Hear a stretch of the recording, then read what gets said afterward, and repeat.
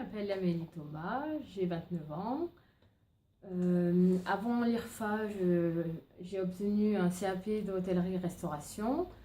Suite à plusieurs expériences, notamment avec les enfants et les travailleurs handicapés, j'ai décidé de contacter ma conseillère Pôle emploi, qui m'a dirigée vers un cap à venir à l'IRFA Sud. Donc de là, j'ai eu une réunion collective qui m'a permis de découvrir vraiment ce que faisait l'IRFA en cap à venir, les différentes étapes. J'ai donc été en entretien ensuite avec un référent qui s'appelle Vincent Lagali, qui m'a bien aiguillée en me demandant si j'avais des idées de projet. Et donc j'avais une idée de devenir agent des services hospitaliers. Lors de mon début de Cap Avenir le 11 avril, nous avons commencé par la première étape, donc de découvrir les 9 journées découvertes métiers dans plusieurs secteurs d'activité, dont celui du service à la personne. Donc au début, le matin, on nous a diffusé une vidéo qui nous expliquait les différents postes et métiers du service à la personne. On a vu également des témoignages qui nous expliquaient vraiment le contact avec les personnes âgées, différents publics, le sens des valeurs, leur motivation. Ensuite, en seconde partie de la journée, on a eu la chance d'avoir contact avec des stagiaires qui, eux, sont en formation qualifiante, qui ont vraiment un projet qui est concrétisé. Donc on leur a demandé, on leur a posé des questions sur leur parcours, sur leur stage, si vraiment le métier auquel nous on s'attendait c'était vraiment celui-ci, avec les aléas, les points gratifiants. Yannick nous a proposé donc la visite de l'appartement pédagogique qui était vraiment intéressant parce qu'il nous a vraiment mis, je me suis vraiment projetée donc à mon futur stage avec l'équipement médicalisé ou les entretiens des locaux. Donc c'est vraiment une partie où j'étais vraiment conquise.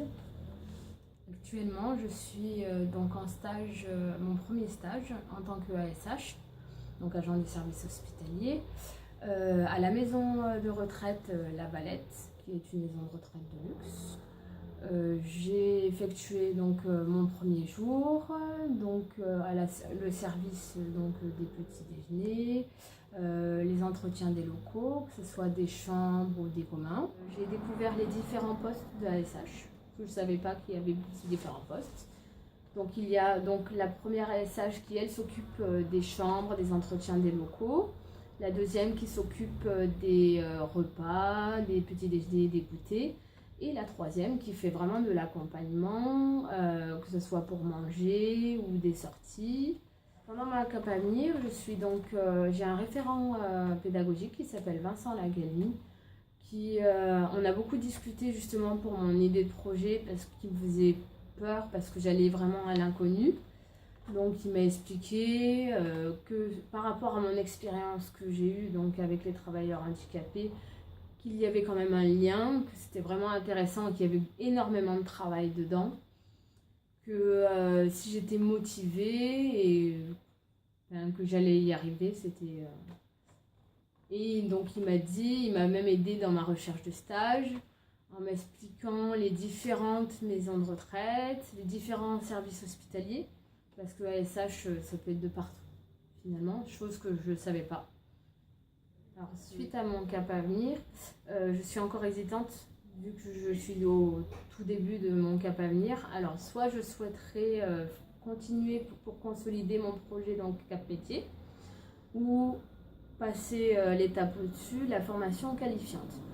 Mais à l'heure d'aujourd'hui, il n'y a que mon stage qui pourra me dire vraiment vers quelle branche j'ai envie de continuer ou pas. Ce qui me plaît le plus, c'est l'échange qu'on a, donc que ce soit avec les référents ou même les professeurs. C'est-à-dire que même si on est des adultes, on a un accompagnement qui est quand même très très pro dans toutes nos démarches. Si on a un coup de baisse de morale, ils sont toujours là à nous motiver. Et vraiment, c'est très bénéfique parce qu'on ne se sent vraiment pas à l'école.